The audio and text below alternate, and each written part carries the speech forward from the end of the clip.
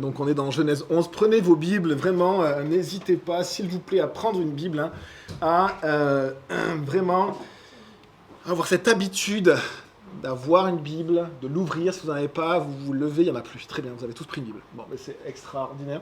Et merci Seigneur pour ça. On aime ouvrir. Du coup, il faudra peut-être qu'on en remette quelques-unes. On est dans Genèse chapitre 11 et je lis Genèse chapitre 11, la parole de Dieu. Toute la terre avait une seule langue et les mêmes mots. Après avoir quitté l'Est, ils trouvèrent une plaine dans le pays de Sinéar ou de Shinéar et s'y installèrent. Ils se dirent l'un à l'autre, « Allons, faisons des briques et cuisons-les au feu. » La brique leur servit de pierre et le bitume de ciment. Ils dirent encore, « Allons, construisons-nous une ville et une tour, dont le sommet touche le ciel, et faisons-nous un nom, afin de ne pas être dispersés sur toute la surface de la terre. » L'Éternel descendit pour voir la ville et la tour que construisaient les hommes. Et il dit, « Les voici qui forment un seul peuple et qui ont tous une même langue. » Et voilà ce qu'ils ont entrepris. Maintenant, rien ne les retiendra de faire tout ce qu'ils ont projeté. Allons, descendons, et là, brouillons leur langage afin qu'ils ne se comprennent plus mutuellement. L'Éternel les dispersa loin de là sur toute la surface de la terre. Alors, ils arrêtèrent de construire la ville. C'est pourquoi on l'appela Babel, parce que c'est là que l'Éternel brouilla le langage de toute la terre, et c'est de là qu'il les dispersa sur toute la surface de la terre. On s'arrête là, et nous avions passé en revue le chapitre 10, qui est le chapitre sur tous les peuples de la terre, qui se sont dispersés à partir de Noé. Noé qui est sorti de l'arche avec sa famille sur le mont Ararat, un lieu en dessous du Caucase, un lieu entre l'Arménie, la Turquie actuelle, l'Azerbaïdjan. Et c'est de là, entre la mer Noire et la mer Caspienne, c'est de là en fait que toute l'humanité a vécu un nouveau point de départ. Alors effectivement, le chapitre 11, il a lieu, et c'est comme ça souvent dans la Genèse que ça se passe, on décrit les choses et après on revient sur ce qui a été fait plus en détail. Et donc on a parlé de tous les peuples, et bien dans tous ces peuples-là qui se sont dispersés sur la surface de la terre, et bien à un moment donné, on fait un focus, comme on l'a déjà fait avec Adam et Ève. Il y a la création, et puis après on fait un focus dans le jardin. Et là on fait un focus sur quoi? Sur ce qui va se passer dans les premières générations après Noé. On ne sait pas exactement quand. Où est-ce que ça se situe dans le chapitre 10? Et on va voir qu'on pense que c'est au temps de Nimrod. Nimrod, on l'avait vu le chapitre dernier, cet homme qui s'appelait « Révoltons-nous », Nimrod. Eh bien, dans cette époque-là, on lit ce qui est marqué. C'est une époque qui est passionnante parce que c'est l'époque des Sumériens. On a beaucoup de choses archéologiquement. Mais ce qui nous intéresse plus que l'archéologie, que ce que disent les hommes, c'est ce que dit la parole de Dieu. La parole de Dieu ou les mots de Dieu. Regardez le premier verset. Toute la terre avait une seule langue et les mêmes mots. La langue, dans tous les langages et dialectes, la langue parle à la fois de l'organe qui vous permet de parler. Sans langue, vous ne pouvez pas parler. Personne à qui on a coupé la langue, c'est une personne qui ne peut pas parler. Et à la fois parle de ce que va produire la langue, c'est-à-dire le langage. Et la langue va produire des mots. Des mots qui ont une information, qui ont une signification. Et le langage est quelque chose d'extraordinaire, qui est divin. Qui est quelque chose de divin, qui est quelque chose qui a été donné par Dieu lui-même. Vous savez qu'à l'aube de la création, Dieu a créé les cieux et la terre, et à chaque fois, il a dit. Et les choses ont été. Il a parlé, lui-même a parlé. Et ce que peuvent dire les scientifiques, de ce qu'ils savent, et c'est que la science, ce n'est pas la parole de Dieu, ce n'est que la science, mais ce qu'ils disent en fait, c'est que ce qu'on peut dire des premiers temps que eux appellent le Big Bang, c'est que c'est une onde qui s'est propagée. Et une onde, c'est une vibration dans la matière. Et une vibration de la matière, c'est une parole, c'est une information. Ce que peut dire la science, qui ne sait pas grand-chose, c'est que Dieu a créé toute chose par une parole. Et c'est bien sûr ce que la parole de Dieu nous dit. Et la terre qui était issue de Noé quelques générations après, eh bien, même si on sait que les langues se modifient par l'éloignement des peuples, eh bien là, on était assez proche de Noé, et toute la terre encore avait une seule langue et les mêmes mots. Et on pourrait se dire, hein, les mêmes mots, vous imaginez, ça veut dire que toute la terre pouvait entendre sans problème les mots de Dieu. Ces mots de Dieu, hein, puisque Dieu avait dit, il avait, dans Genèse 9, verset 1, béni Noé et ses fils, et il leur avait dit, soyez féconds, multipliez et remplissez la terre. Ça veut dire, dispersez-vous sur la terre, remplissez la terre. Il avait donné le signe de l'alliance, c'était cet arc dans le ciel, l'arc-en-ciel, comme un jalon pour toute l'histoire jusqu'à nos jours, qui dit hein, fait que Dieu ne détruira plus l'humanité par un déluge. Dieu avait dit, c'est-à-dire qu'il avait prononcé des paroles. Il avait fait la même chose avec Adam et Ève. Hein, Genèse 1, 28, Dieu les bénit, et Dieu leur dit, de la même manière, il dit, on pourrait dire la langue de Dieu, qui prononce des mots, les mots de Dieu. Et là, c'est une chose extraordinaire, parce que toute la terre avait qu'une seule langue, avec les mêmes mots. Ça veut dire que toute la terre pouvait finalement partager les mots de Dieu d'une manière très simple et facile. Hein, les transmettre, hein, finalement ce que Dieu dit. Et qu'est-ce que Dieu nous dit? Il nous dit qui il est, mais il nous dit aussi à nous les hommes qui nous sommes, d'où nous venons, et il nous donne une direction. C'est ce que Dieu fait toujours dans la parole, dans sa parole, dans la Bible. Il nous dit qui nous sommes, d'où nous venons, et il nous donne une direction. Et la direction qu'il nous donne, la parole de Dieu, les appelle les commandements. Les commandements de Dieu, c'est la direction que Dieu donne à l'homme. Les mots que Dieu donne à l'homme. Et on voit dans toute la Bible que Dieu est un Dieu qui se révèle et qui parle. C'est lui qui a parlé en premier avant que Adam et Ève ouvrent la bouche pour la première fois et prononcent des mots. Et aient leur propre langage. C'est Dieu qui a parlé avant tout ça. Et dans la parole de Dieu, on voit qu'il y a un fil conducteur dans toute la parole de Dieu, c'est que Dieu est un Dieu qui se révèle et qui dit. La parole de l'Éternel lui fut adressée. Combien de fois on lit ça? Et l'Éternel dit.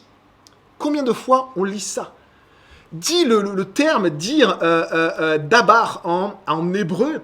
Et là, c'est ce même terme-là qui est utilisé. La terre avait le même langage et les mêmes mots. Dabar. Et la parole de l'Éternel, la parole, c'est les mots de l'Éternel. Dabar, les mots de l'Éternel. Et on pourrait se dire, avec les mêmes mots, c'est fabuleux, l'homme va pouvoir transmettre les mots de Dieu. Avec cette seule langue et ces seuls mots. Mais on voit dans la parole du Seigneur, dans les mots du Seigneur, voici les mots du Seigneur. Proverbe 18, verset 21, « La mort et la vie sont au pouvoir de la langue. » La mort et la vie sont au pouvoir de cette langue. Ça veut dire que la langue, elle peut à la fois partager les mots de Dieu et ainsi partager la direction de Dieu. Ainsi, montrer à l'homme qui il est, son identité. On a parlé d'identité hier soir avec des amis. Hein. L'homme ne sait même plus si c'est un homme ou une femme, la femme non plus. On est complètement dans la confusion de qui nous sommes. Eh bien, la langue peut partager à la fois les mots de Dieu pour savoir qui nous sommes et où nous devons aller, mais elle peut aussi partager une autre direction qu'elle reçoit de quelqu'un d'autre ou qu'elle a conçue dans son propre cœur. Un cœur qui préfère se baser sur ce que lui pense que plutôt sur ce que Dieu dit. Un cœur, du coup, qui se révolte et qui indique une autre direction. Et on va regarder un petit peu ça. Les mots des hommes de ce temps-là, eh bien, vont encore être utilisés pour donner une autre direction à l'homme que la direction de Dieu. Verset 2, après avoir quitté l'Est,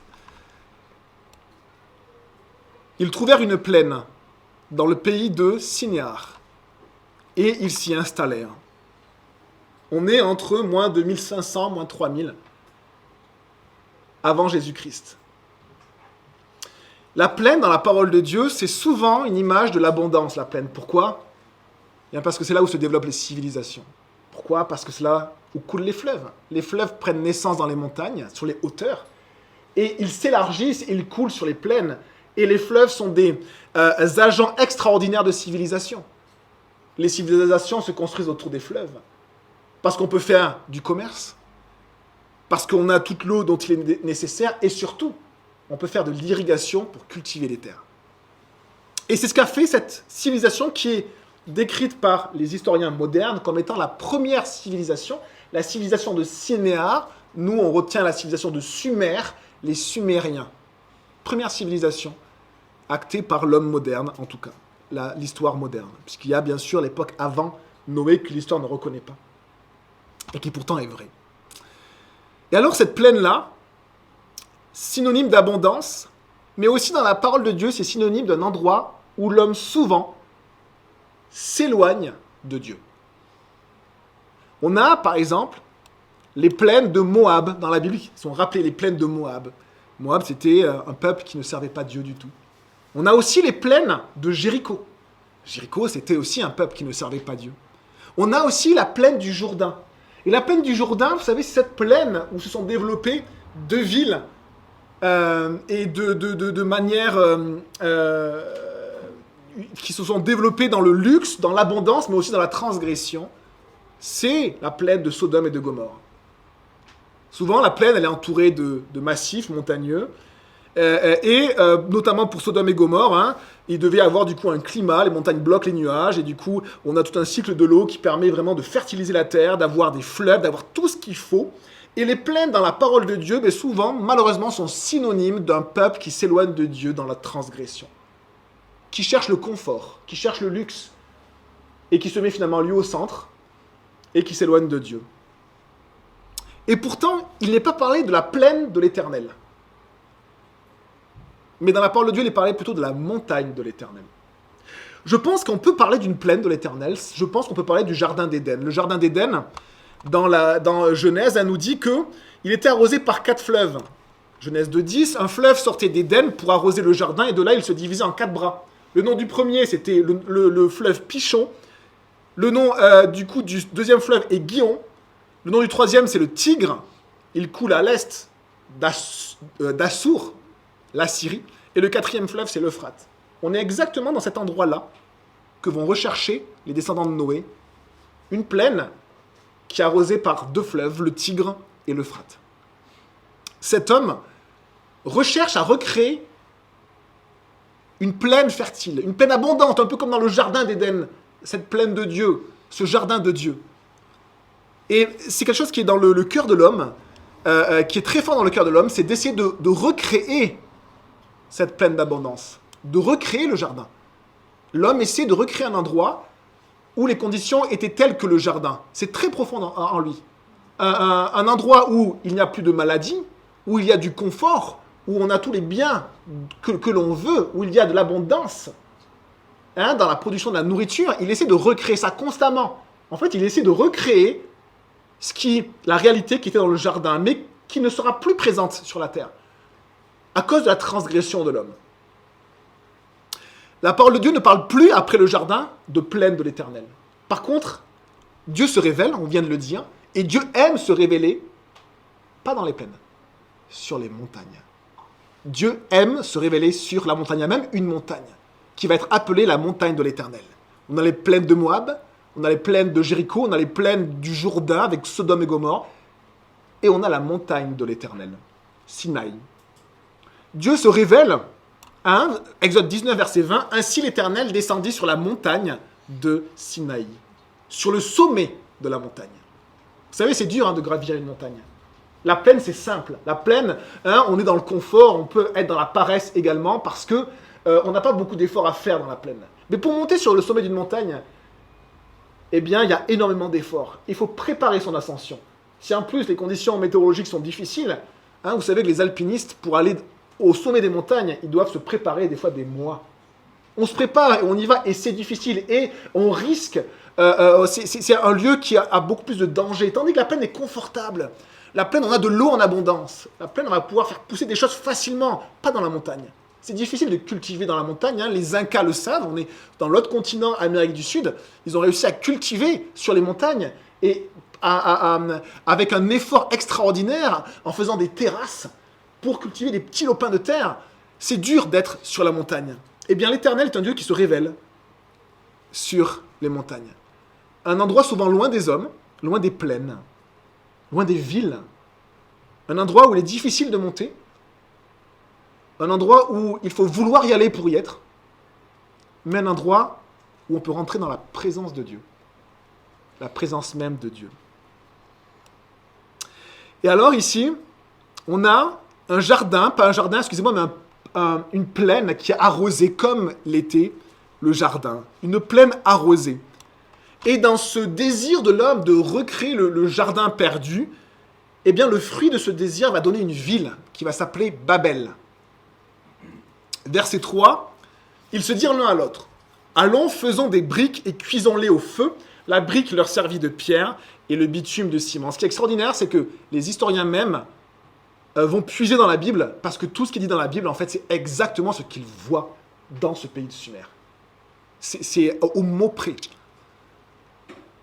Et on a ici le développement technique de la civilisation sumérienne. Première civilisation brillante. Civilisation qui, dès le départ, avait l'écriture. Dès le départ, avait l'écriture. L'histoire moderne date de l'écriture de moins 3300. Le déluge est autour de moins 2500, on pense. Et on a du coup, à la sortie de l'arche, on peut penser que Noé avait l'écriture, puisqu'il avait gardé d'ailleurs l'histoire de la généalogie d'Adam. L'histoire, c'était même le livre d'Adam, le livre qui montrait depuis Adam toutes les premières lignées. Et donc ce peuple-là, qui a l'écriture, sûrement de Noé, eh bien, développe une civilisation brillante, construction de villes importantes, irrigation, école. On a retrouvé plein de tablettes avec l'écriture cunéiforme, des petits traits qui faisaient des lettres, qui faisaient des phrases. Eh bien, dans cette écriture-là, eh bien, on a même des fois rapporté des discussions entre un professeur et ses élèves. Et donc, on avait un système éducatif développé, un système aussi religieux avec des prêtres, système politique, système économique, de production. Une civilisation extrêmement brillante, la civilisation sumérienne. Et là, on voit, faisons des briques, cuisons-les au feu, c'est-à-dire on va faire des fours pour produire des briques. Ici, on le reverra plus tard, c'est une tour qui s'appelle une ziggurat en sumérien, en akkadien. Et regardez les briques qui sont là. Ça a été bien sûr une reconstitution, une rénovation de cette tour-là. Et on va voir après sur les tours un peu plus en détail. La brique leur servit de pierre et le bitume de ciment. Et on a retrouvé des édifices, bien sûr, avec de la pierre, enfin des briques et du bitume. Le bitume aussi sert à imperméabiliser. C'était une région qui était très sujette aux inondations, des grandes crues. Et ils imperméabilisaient de cette manière aussi les bords des rues. Et donc on voit cette pierre, cette brique, on voit cette civilisation qui se développe techniquement autour de moins 2500 avant Jésus-Christ. Alors on est étonné parce que finalement, dès qu'on retrouve la première civilisation, elle est déjà brillante. Elle est déjà extrêmement brillante, la première civilisation. Et moi, ça m'étonnait, mais ça étonnait pas une personne dans la parole de Dieu qui s'appelle l'Ecclésiaste et qui disait ceci, Ecclésiaste 1, verset 9, « Ce qui a été, c'est ce qui sera. Et ce qui s'est fait, c'est ce qui se fera. Il n'y a rien de nouveau sous le soleil. » Rien de nouveau. L'homme est ingénieux, l'homme a le cerveau que Dieu lui a donné, il a la capacité de cette parole qui est puissante, avec lequel il peut faire des choses incroyables, ses mains, ses bras, ses jambes, et avec sa famille, et avec son peuple, il peut faire des choses extraordinaires tellement rapidement. Verset 4, on peut prier pour ça. Voilà, merci madame. Verset 4, on continue la parole de Dieu. Il dit encore, allons, qui est une indication de cette décision qui est prise. Allons, l'homme prend des décisions. D'accord ? Il prend une décision et voici la décision qu'il prend. Construisons-nous une ville et une tour dont le sommet touche le ciel et faisons-nous un nom afin de ne pas être dispersés sur toute la surface de la terre. Construisons-nous une ville.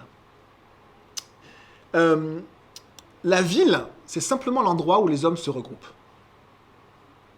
Mais ce qui est assez étonnant, c'est que les premiers à avoir construit des villes, ce ne sont pas les personnes dans la lignée des croyants. Le premier à avoir construit une ville, vous l'avez vu dans les premiers chapitres de la Genèse, c'est Caïn. Dès qu'il a été mis dehors, dans cette malédiction, parce qu'il avait tué son frère, il va construire une ville, qui va l'appeler du nom de Enoch, son fils. Et dans les descendants de Sem, on a deux personnes. On a d'abord Héber. Il nous est parlé des fils d'Héber, qui sont importants dans la parole de Dieu, parce qu'ils vont donner en fait tous les nomades et les bédouins. Toute la culture bédouine.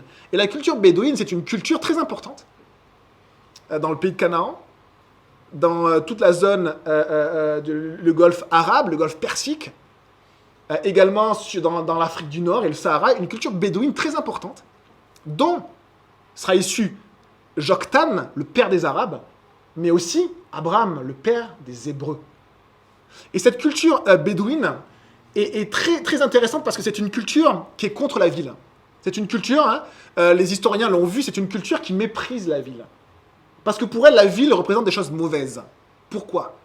Parce que la ville détruit la famille. Parce que la ville, c'est plus se baser sur la famille, mais c'est basé sur la technique, sur la politique, sur la religion. Et alors que la culture bédouine, c'est une culture qui est fondée sur la famille, sur le clan. Dans la ville, on développe à la fois énormément de choses, mais on crée aussi de la misère, toujours. C'est-à-dire que c'est des facteurs de développement exponentiel, mais que ça soit dans le mauvais comme dans le bien. Dans la transgression comme dans l'ingéniosité. Donc on développe à la fois la technique, et l'homme en est fier, mais à la fois on développe des populations de misère. Où sont les mendiants ? Ils ne sont pas chez les Bédouins. Il n'y a pas de mendiants chez les Bédouins. Pourquoi ? Et parce qu'ils s'occupent de leur famille. Parce qu'on donne de la nourriture à tout le monde. Parce que chez les Bédouins, si vous touchez juste un pilier, un piquet de la tente, la culture bédouine, elle va vous donner à manger même si elle ne vous connaît pas. Vous allez devenir le roi à un moment donné de la tente parce que vous allez juste toucher cette tente-là. Et ils ont une culture de l'hospitalité. Rappelez-vous de Sodome et Gomorrhe. Est-ce qu'il y avait la culture de l'hospitalité ? Les personnes voulaient violer les gens qui étaient venus à Sodome et Gomorrhe. Ils avaient détruit cette hospitalité à tel point qu'ils voulaient même faire du mal aux étrangers qui venaient. Et Lot, qui était de culture bédouine, de cette culture qui a donné les Juifs, qui a donné à la fois les Arabes, lui, il voulait donner l'hospitalité. C'est la culture orientale, l'hospitalité, qui vient de cette culture bédouine. Eh bien, les Bédouins, eux, ils méprisaient la ville. Ils méprisaient la ville justement parce que dans la ville, il y a de la transgression. Dans la ville, il y a aussi de la misère. Et la ville n'est pas fondée sur la famille, comme eux le sont. Construisons-nous une ville. Alors, c'est pas pour ça qu'on va forcément quitter la ville de Bourges et aller en race campagne. Il y en a qui l'ont déjà fait, bravo pour eux. Mais construisons-nous une ville, c'est juste pour dire qu'à l'origine, la ville, eh bien, vient de ce désir de l'homme, et on va le voir, finalement, de se regrouper. C'est pas mauvais de se regrouper. Mais se regrouper, pourquoi ? On lit la suite. Construisons-nous une ville et une tour dont le sommet touche le ciel. C'est intéressant, ça. Construisons-nous une tour qui est très haute, qui est plus haute que tous les édifices que l'homme a pu construire. Et le but de cette tour-là, c'est d'aller jusqu'à connecter le ciel. Connecter le ciel. Babel veut dire la porte de Dieu. Et plus tard, Babylone sera plutôt traduit par la porte des dieux. Et on a ici la porte de Dieu, c'est-à-dire qu'on veut aller toucher le ciel. Chose étonnante, Dieu se révèle sur la montagne, et l'homme, lui, il crée une montagne artificielle. Il crée une montagne artificielle pour lui-même se connecter à Dieu de la manière dont lui, il veut. Et tout est là. Tout est là, et on peut faire le parallèle avec Genèse 10, parce qu'il est probable, très très probable, que ça soit le temps de Nimrod, dont nous avions parlé dans Genèse 10. Et Nimrod, c'est cet homme qui a dit « Révoltons-nous ». Contre qui ? Contre les mots de Dieu. L'homme va utiliser ces mots pour se révolter contre les mots de Dieu. Dieu avait dit ceci. Il avait dit, Genèse 9, verset 1, « Reproduisez-vous, soyez féconds, devenez nombreux et remplissez la terre. » Ça veut dire « dispersez-vous ». Qu'est-ce que fait l'homme ? Dieu dit « dispersez-vous, remplissez la terre ». Et l'homme dit « Non, regroupons-nous et restons au même endroit ». Et vous voyez que cette construction de la ville, c'est pas juste construire une ville. C'est faire exactement, finalement, le contraire de ce que Dieu avait dit. Et on lit ce qui a été dit au sujet de Nimrod. Hein. Cush, qui est un descendant de Cham, eut aussi pour fils Nimrod, qui fut le premier homme puissant sur la terre. Il fut un puissant chasseur devant l'Éternel. Il régna d'abord sur Babel, puis Érec, Akkad, Calné, dans le pays de Shinéar. C'est exactement là. Et c'est de ce pays-là que sortit aussi Assur, qui donnera les Assyriens. Et également Ninive, qu'il construisit. Une ville est autour dont le sommet touche le ciel. Et donc les tours, c'est ces édifices-là qui ont une grande base carrée très haute, et puis après qui ont d'autres étages, 2, 3, 4, 5 étages, pour à chaque fois aller un peu plus haut. Ces édifices s'appellent des ziggourats en akkadien, la langue de ce pays-là de Sumer. Et ziggurat veut dire ceci, hauteur, sommet, qui vient du verbe akkadien qui veut dire construire en hauteur. On a l'impression qu'on lit le verset de la parole de Dieu. Construire en hauteur, c'est-à-dire faire une tour qui touche le ciel. Et cette tour-là servait donc de porte de Dieu, c'est-à-dire pour se connecter au ciel. Et la tour, ici, c'est vraiment la volonté de l'homme de se connecter à Dieu à sa manière. À sa manière, avec ses pensées. En faisant ce que lui a décidé. C'est un mélange de révolte, restons ensemble, regroupons-nous, alors que Dieu avait dit dispersez-vous. Un mélange de révolte, mais aussi de recherche de Dieu. L'homme a tellement besoin de Dieu qu'il veut quand même avoir un accès à Dieu. Mais il veut avoir un accès à Dieu, pas comme Dieu le demande, mais comme lui, finalement, va le redéfinir. Il veut se connecter à Dieu, mais sans écouter Dieu. Ça donne quoi? Ça donne la religion. Le mot religaré, on pourrait dire que ça serait presque le mot ziggurat pour les Akkadiens. Religaré, ça veut dire le relier, lier. C'est cet intermédiaire, cette tour qui était entre la terre et le ciel. Ben, c'est exactement la religion qui veut faire le lien entre les hommes et le ciel, les hommes et Dieu. Et l'homme, finalement, c'est lui-même qui essaie de reconstruire le lien, qui fixe les règles à nouveau. C'est l'homme qui parle. Allons, faisons ceci, faisons cela. C'est l'homme qui construit, c'est l'homme qui dirige, c'est l'homme qui contrôle. Et pourtant, c'est tout le contraire de ce que Dieu demandait à l'homme. Qu'est-ce que Dieu demandait? On l'a dans Deutéronome 10, verset 12. Et je vous le lis, Dieu parle à son peuple, c'est-à-dire ceux qui sont croyants, qui veulent écouter sa voix. Eh bien, il dit ceci, Dieu dit ceci. Maintenant, Israël, que demande de toi l'Éternel, ton Dieu, si ce n'est que tu craignes l'Éternel, ton Dieu, afin de marcher dans toutes ses voies, d'aimer et de servir l'Éternel, ton Dieu, de tout ton cœur et de toute ton âme, si ce n'est que tu observes les commandements de Dieu, que tu écoutes les mots de Dieu. Un humoriste a dit ceci, si Dieu nous a donné 2 oreilles et une seule bouche, et pas 2 bouches et une seule oreille, peut-être une raison, c'est que nous apprenions à écouter un peu plus que à parler. Et donc, si ce n'est que tu observes les commandements de l'Éternel et ses lois que je te prescris, Dieu a parlé et l'homme n'écoute pas. Et donc, il se crée une religion parce qu'il a ce besoin de Dieu. Ou alors, il adore, il met à la place de Dieu autre chose. Actuellement, il y a plein d'idéologies qui sont à la place de Dieu. Il peut y avoir même des pratiques, les écrans. Il peut y avoir la science qui peut être à la place de Dieu. Il peut y avoir tout type d'idées qui sont à la place de Dieu. Les désirs, ou moi, l'homme. Et l'homme remplace Dieu par d'autres choses. Au lieu d'aller à la montagne de l'Éternel, l'homme se crée lui-même une montagne. Il redéfinit lui-même le culte. Et il va même donner une image à Dieu. Nous savons que chez les Sumériens, c'est chose très étonnante, peut-être qu'ils ont commencé avec un Dieu, parce qu'ils savaient qu'il n'y avait qu'un seul Dieu. Mais quand on arrête d'écouter Dieu, forcément, on modifie la vérité, constamment. Et donc la porte de Dieu est devenue la porte des dieux. Chaque ville de cette région-là avait un Dieu, de forme humaine, et que l'on promenait, à qui l'on donnait des offrandes, qui était le protecteur de la ville. On avait fait l'image de Dieu, et on pouvait enfin l'adorer. Ça nous fait penser bien sûr à l'épisode du veau d'or, où Aaron lui-même, le prêtre de Dieu, a dit « Attendez, on va donner une image à Dieu, hein, on sait qu'il n'y a qu'un seul Dieu, on va lui donner juste une image. » Alors que Dieu, dans les 10 commandements, a dit « Tu ne te feras pas d'image taillée pour me représenter. » Si vous n'écoutez pas les mots de Dieu, ce que vous allez créer, c'est juste une religion, avec lesquelles vous allez dire aux hommes comment vous connecter à Dieu, mais il n'y aura jamais de connexion. Il y aura simplement les marches de cette tour. La religion, c'est ça. C'est-à-dire que, comme les marches sont très très hautes, eh bien, on a l'impression qu'on se rapproche de Dieu parce qu'on grimpe. Vous savez, on grimpe, on a l'impression qu'on se rapproche de Dieu. Mais la construction est humaine.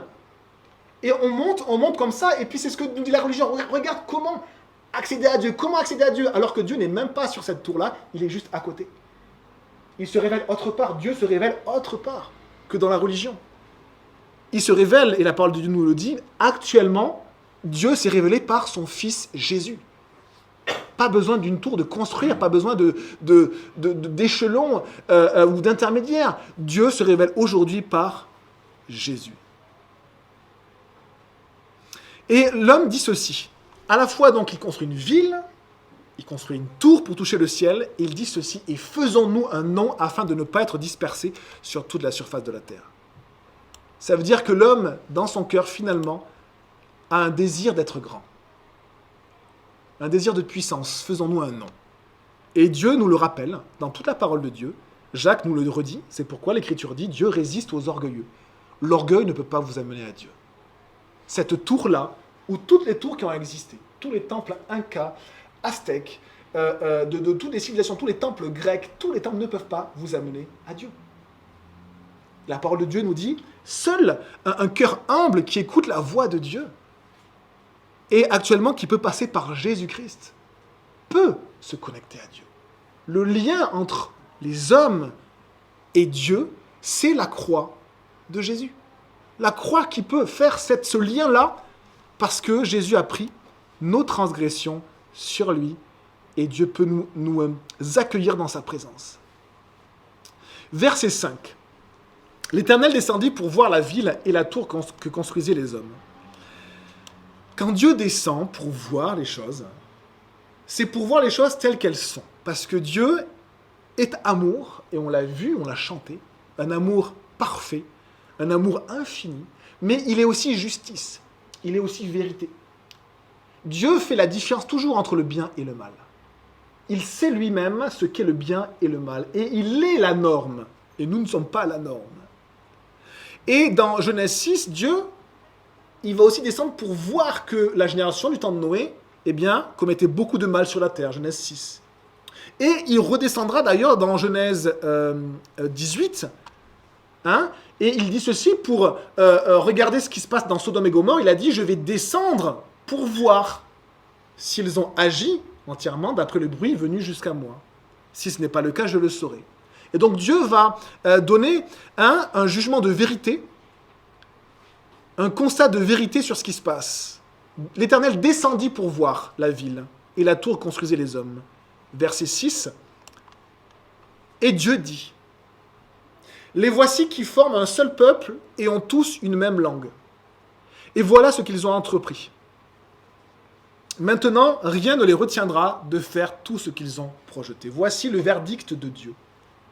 Dieu voit un peuple qu'il veut devenir puissant. Et rappelez-vous de Nimrod, ce n'était pas juste une personne qui a construit une ville. C'est une personne qui était chasseur devant l'Éternel, contre l'Éternel, qui était chasseur, qui voulait avoir toujours plus de domination, plus de puissance. Un homme violent, qui voulait avoir plus de possession, plus. Et Babel était le centre de cet empire-là, puisque Nimrod a régné d'abord sur Babel et après sur Érec et sur les villes qui sont citées. Et donc Dieu voit cela. Il le voit. Dieu voit nos cœurs. Il voit exactement ce qu'il y a dans nos cœurs et ce que nous voulons faire. Et Dieu ici l'explique. Je vois ce que l'homme veut faire. Il a entrepris quelque chose, mais par révolte contre mes maux. Et maintenant, rien ne les retiendra de faire tout ce qu'ils ont projeté. Dieu voit que les hommes ont dit « Allons, faisons ceci, allons, faisons cela ». Ça veut dire qu'ils ont profondément décidé ce chemin-là, cette direction, qui n'est plus la direction de Dieu. L'homme a changé de direction, encore une fois. Encore une fois, l'homme a encore changé de direction. Il a arrêté encore d'écouter les mots de Dieu et il a choisi une autre direction. Verset 7, allons. Ce qui est très étonnant, c'est que l'homme prend des décisions et maintenant, ici, c'est Dieu qui prend une décision. C'est Dieu qui prend une décision et voici la décision qu'il prend. Descendons et là, brouillons leur langage, afin qu'ils ne se comprennent plus mutuellement. La langue qui faisait l'unité du monde alors, qui était une puissance incroyable, politique, une puissance même religieuse. Vous imaginez, avec les mêmes mots, vous touchiez le monde entier. Tous les politiques aimeraient ça. Et ici, en fait, il y avait ceci. Un homme qui était puissant par ses mots, qui était puissant par sa domination, et qui avait fondé Babel avec cette tour-là.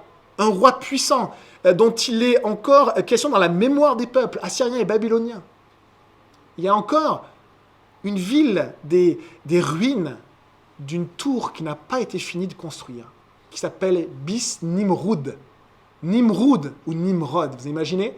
On a même le lieu de cette tour que Nimrod a voulu construire et qu'il n'a pas terminé. Et qu'un roi babylonien va vouloir finir. Et c'est assez étonnant parce qu'il va dire ceci. Nebuchadnezzar, il va donner une inscription, il raconte qu'il a fait restaurer un temple, c'est-à-dire cette tour-là.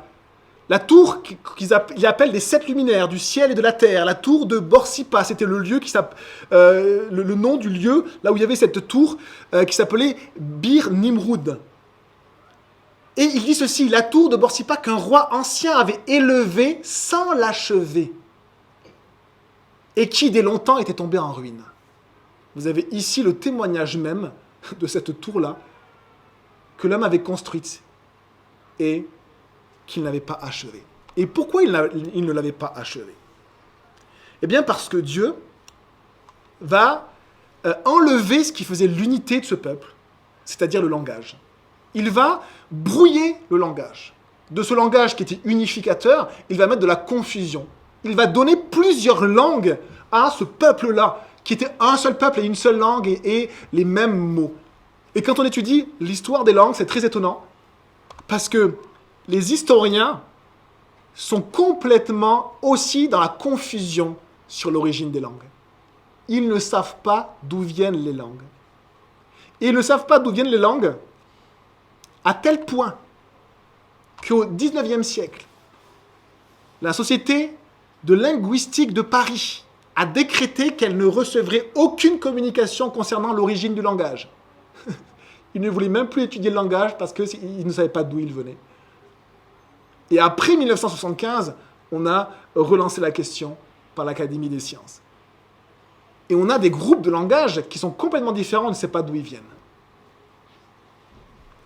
Et Dieu, en fait, va mettre la confusion où l'homme pensait être fort, être puissant. Et vous savez, dites-vous ceci aussi, le péché amène toujours la confusion. Le péché va faire en sorte que vous ne savez plus où vous êtes et vous ne savez plus quelle direction prendre. Et la meilleure manière de savoir se diriger dans notre vie, c'est de se remettre finalement en adéquation avec Dieu, de se remettre sur le chemin de Dieu et de remettre en question du coup nos agissements, de demander pardon pour nos péchés, pour pouvoir avoir à nouveau une vision claire des choses. Parce que le péché amène toujours la confusion.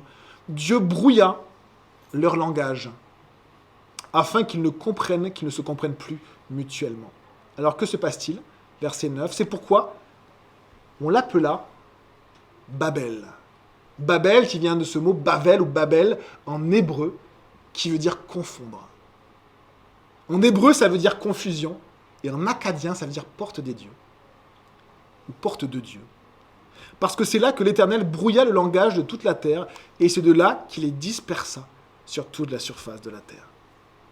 Et vous savez que la barrière la plus importante entre les peuples, c'est la barrière de la langue, qui crée des fois des peuples qui sont capables d'habiter côte à côte pendant des siècles et des millénaires sans se mélanger. Sans se mélanger. Pourquoi? Parce qu'ils sont différents. Et on a des barrières comme ça entre les peuples qui créent du coup des animosités, qui créent aussi des guerres. Mais ces barrières-là viennent du péché de l'homme et viennent de sa volonté de se révolter contre lui. Qu'est-ce que Dieu a fait? Et c'est la conclusion de ce message. Qu'est-ce que Dieu a fait? Quand Jésus est mort sur la croix et qu'il est ressuscité, il a dit à ses disciples, restez à Jérusalem jusqu'à ce que le Saint-Esprit vous soit envoyé. quand le Saint-Esprit est descendu, qu'il a rempli les disciples, qu'est-ce qui s'est passé? Acte 2, verset 1. Quand le jour de la Pentecôte arriva, ils étaient tous ensemble au même endroit. Tout à coup, il vint du ciel un bruit comme celui d'un vent violent, qui remplit toute la maison où ils étaient assis. Des langues, qui semblaient de feu, leur apparurent. Ce n'est plus la langue des hommes, c'est la langue de Dieu, ou les langues de Dieu, séparées les unes des autres. Et elles se posèrent sur chacun d'eux. On a les langues, on a cette séparation entre les langues. Ils furent tous remplis du Saint-Esprit et se mirent à parler en d'autres langues, comme l'Esprit leur donnait de s'exprimer. Or, il y avait en séjour à Jérusalem des Juifs, mais de toutes les nationalités sous le ciel. Il y avait des Parthes et des Mèdes, les descendants de Madaï. Il y avait des Élamites, les descendants de Élam. Il y avait des habitants de la Mésopotamie, des descendants de Assur, d'Arpachshad, de la Judée, de la Cappadoce, du pont de l'Asie, c'est-à-dire des descendants de Loud ou de Javan, de la Phrygie, de la Pamphylie, de l'Égypte, des descendants de Mitzraïm, du territoire, de la Libye voisine de Cyrène, Pout, et résidents venus de Rome, Tyras, juifs de naissance ou par conversion crétois, c'était Kittim, on l'a vu en Genèse 10, et arabes, c'était Joktan. C'est-à-dire que de ces peuples qui ont été divisés par le langage à cause de leur péché, qu'est-ce que Dieu fait en Jésus? Il les réunit par le Saint-Esprit pour leur donner une seule langue pour louer le Seigneur. Une seule langue pour louer le Seigneur. Le Seigneur, notre Seigneur Jésus-Christ, enlève le mur de séparation qu'il y a entre les peuples. Et il est noté dans Luc 2 par Zacharie, le père de Jean-Baptiste, qui va être cet espoir des nations. Cet espoir des nations. Celui qui va donner l'espoir à toutes les nations parce que Dieu peut réunir à nouveau toutes les nations en une seule nation, qui s'appelle plus les Sumériens, qui étaient révoltés contre Dieu, mais qui s'appelle l'Église. L'Église. Quand l'homme se rassemble pour se révolter contre Dieu, on appelle ça une ville. Quand l'homme se rassemble pour louer Dieu, on appelle ça une église. L'église du Seigneur. Des personnes de toute langue, de toute nationalité, qui se rassemblent simplement pour adorer Dieu. Adorer Dieu. Je vous lis ce verset. Éphésiens 2, verset 3. Maintenant, en Jésus-Christ, vous qui étiez jadis éloignés, vous avez été rapprochés par le sang de Christ. Car il est notre paix. Lui qui est des deux parties, avec ce mur de séparation, n'en a fait qu'un, qui a renversé le mur de séparation, cette haine, cette inimitié entre les peuples. Et qui les a réconciliés en un seul corps, avec Dieu. Il les a réconciliés par la croix. C'est la croix qui fait que deux nations qui étaient ennemies peuvent se retrouver dans la même église. Peuvent se retrouver dans la même église et louer ensemble leur Dieu. À nouveau, par l'effusion du Saint-Esprit. Nous avons besoin, les amis, de l'effusion du Saint-Esprit, d'être remplis du Saint-Esprit. Parce que c'est que par le Saint-Esprit que nous pouvons finalement parler les autres langues. C'est-à-dire que nous pouvons vivre ensemble dans la même église. C'est que par l'action du Saint-Esprit. Ainsi donc, je finis le passage d'Éphésiens 2, vous n'êtes plus étrangers. Vous n'êtes plus des gens du dehors, qu'on vous pointe du doigt, qui sont différents et qu'on met à l'écart. Non, vous êtes des citoyens de Dieu, des citoyens des saints, gens de la maison de Dieu, qui est l'Église. Merci Seigneur pour cela. Luc 2 nous dit ceci, quand il a vu Jésus, Zacharie, le père de Jean-Baptiste, a dit ceci, « Mes yeux ont vu ton salut, salut que tu as préparé devant tous les peuples, lumière pour éclairer les nations, et gloire d'Israël, ton peuple. » On prie. Seigneur, merci mon Dieu pour ton nom. Merci Seigneur, parce qu'à la fois on voit pourquoi il y a toutes ces langues, pourquoi il y a tous ces peuples, pourquoi il y a toutes ces guerres, à cause Seigneur de la volonté de l'homme de ne pas écouter les mots de Dieu. Tu nous le montres, tu nous le rappelles, cette tour de Babel, cette religion que l'homme a reconstruit, recréée, parce qu'elle ne voulait pas écouter tes mots. Et nous voulons mettre la religion de côté, mais nous voulons, Seigneur, mettre au centre ta parole. Et nous voulons, Seigneur, te demander que tu nous remplisses de ton esprit, c'est ce qu'on va chanter après, pour qu'on puisse vivre ton Église. Il n'y a pas d'autre choix que d'être rempli par ton esprit, Seigneur. Saint-Esprit, brûle nos péchés, s'il te plaît, qu'on puisse simplement apporter nos péchés à la croix, et qu'on puisse être des offrandes entières pour toi, comme on apportait des fois des offrandes qui étaient brûlées entièrement à Dieu, qu'on puisse être des offrandes entièrement pour toi, Seigneur, entièrement brûlées, on pourrait dire pour toi, Seigneur, entier pour notre Dieu. Fais cette œuvre-là dans nos vies, Seigneur, pour qu'on puisse être utilisable, qu'on puisse être ouvrier, pour qu'on puisse être des pierres vivantes de la maison de Dieu, l'Église. Que ton nom soit béni, Seigneur Jésus. À toi seul la gloire. Amen.